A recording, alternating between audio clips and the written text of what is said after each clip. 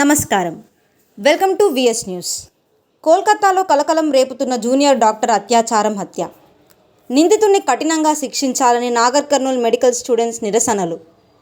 బాధితురాలికి వెంటనే న్యాయం జరగాలని నిరసన కార్యక్రమంలో మెడికల్ కళాశాల విద్యార్థులు నాగర్ కర్నూల్ జిల్లా కేంద్రంలో అంబేద్కర్ చౌరస్తా వద్ద ఇటీవల కోల్కతాలో ఓ మహిళ అర్ధరాత్రి డ్యూటీలో ఉన్న సమయంలో సెమినార్ హాల్లో ఉండే కొందరు అగంతకులు వచ్చి ఆమెను రేప్ చేసి అతి కిరాతకంగా చంపారు.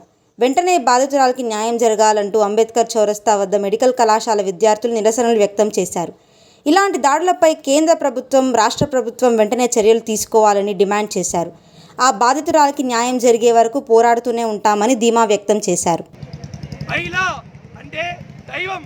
ప్రతి ఒక్కరు వాళ్ళ ఇంట్లో ఉండే అమ్మ, అక్క, చెల్లిలాగా బయట ఉండే ప్రతి ఒక్కరిని భావించి వాళ్ళని పూజించాల్సిందిగా కోరుతున్నాను.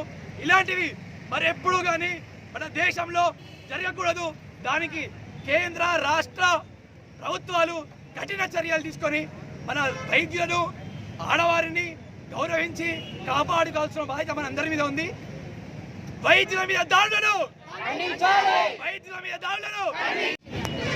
మరి అలాంటి డాక్టర్ ఈరోజు అత్యాచారానికి లోటైనటువంటి సంఘటన వెస్ట్ బెంగాల్లో చోటు చేసుకుంది.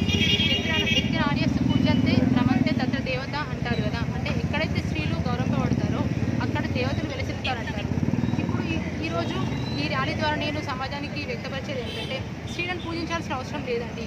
జస్ట్ వాళ్ళని రక్షణ, ఇప్పుడు ఒక స్త్రీ అనేది తను ఎక్కడికి వెళ్ళినా కూడా నేను రక్షణగా ఉన్నాను అటువంటి సమాజాన్ని క్రియేట్ చేయాలనేది that is the main aim of this rally అండి. Thank you. कॉलेज में जो हुआ है, जो इवेंट हुआ है, आर्जिकर मेडिकल कॉलेज में जो इवेंट हुआ है, इससे ज़्यादा घिनौनी चीज़ मैं कभी सोच भी नहीं सकती.